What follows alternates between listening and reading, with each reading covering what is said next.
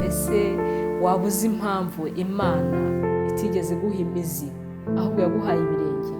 Iyo uza kuba wararemewe kuguma ahantu hamwe wari guhabwa imizi, kuko ntabwo ari kujya ushingura imizi ngo ubashe kwirukanka, ahubwo wahawe iki?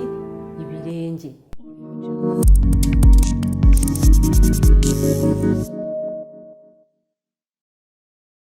Ndabaramukije inshuti bakunze kwa Table Talk, mbifurije amahoro, mbifurije umunezero, mbifurije urukundo ni rwo murage twasigiwe, kandi mbifurije ubupfura. Mujye mubifura aho muciye hose, bitanga ubuzima bw'umudendezo.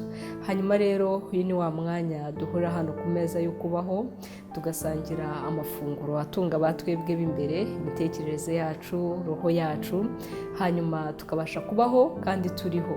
Nk'uko bisanzwe uwo mugiye kubana aka kanya ni njyewe Pascaline, nkaba mbahaye ikaze, ni karibu ku meza dusangire. Mbibutsa ko aya mafunguro igihe yaba yakuryoheye ujye umfasha kuyasangiza abandi, ujye umfasha kugaburira benshi, kandi igihe cyose yaba atakuryoheye ujye wibuka yuko ubutaha ushobora kuhasanga twateguye bijyanye n'ibyo ukunda. Ntukajye ucika intege, ujye ubana natwe.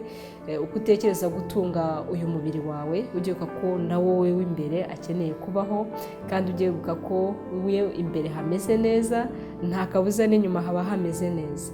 Hanyuma uyu munsi nje nkubaza ngo mbese waba uzi impamvu Imana itigeze iguha imizi ahubwo yaguhaye ibirenge?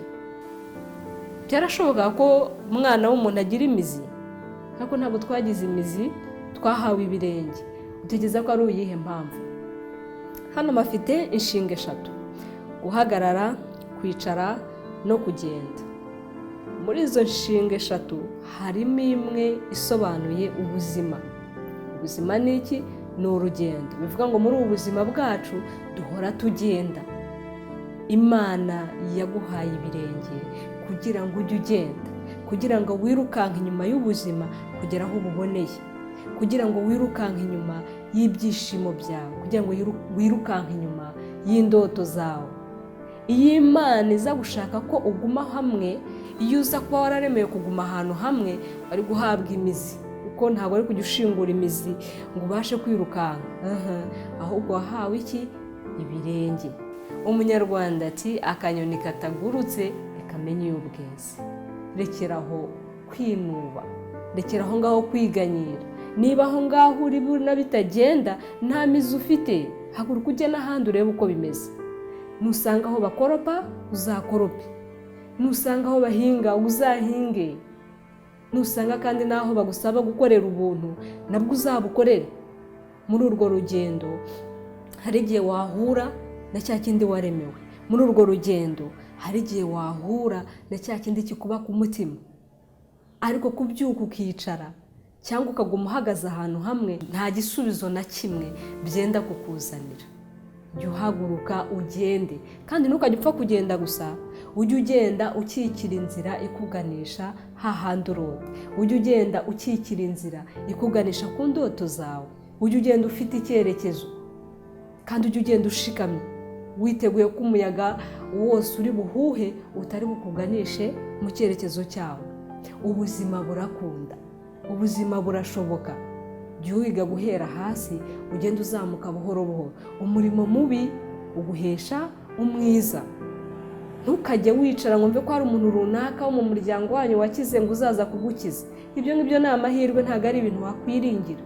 Haguruka ugende, ugendagende. Niba wifuza kuba umukanishi, genda ku igaraje. Niba wifuza gukora resitora, genda aho bakora resitora. Niba wifuza kuzaba umushoferi, genda aho batwarira imodoka. Niba wifuza kuzaba umuganga, genda kwa muganga.